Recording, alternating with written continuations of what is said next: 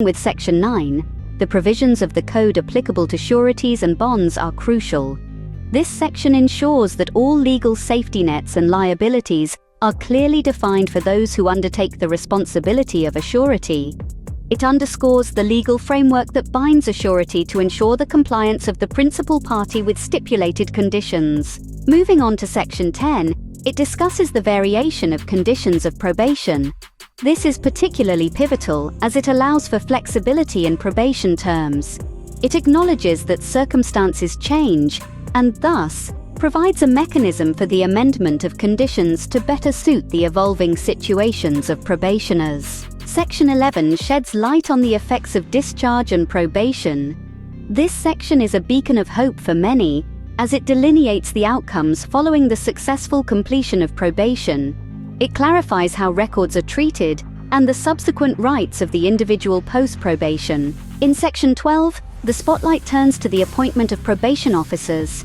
This provision is integral as these officers are the linchpins in the probation system, tasked with overseeing compliance with probation conditions. Following closely, Section 13 outlines the duties of a probation officer.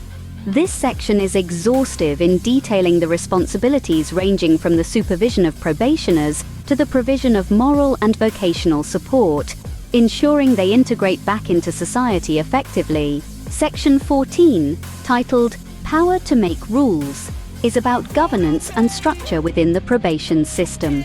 It grants the authority to formulate rules that ensure the smooth functioning of probation processes. Section 15 involves the delegation of powers to the provincial government. This decentralizes certain powers, allowing local authorities to manage probation matters more directly and responsively. Section 16 is pivotal as it discusses the repeal of Sections 380 and 562 to 564 of the Code. This repeal is a step towards updating and refining the legal framework, removing outdated provisions that no longer serve the modern context. Finally, Section 17 ensures that the provisions of this ordinance are in addition to, and not in derogation of, certain laws. It emphasizes that the new provisions are to enhance, not replace, existing legal frameworks that govern probation and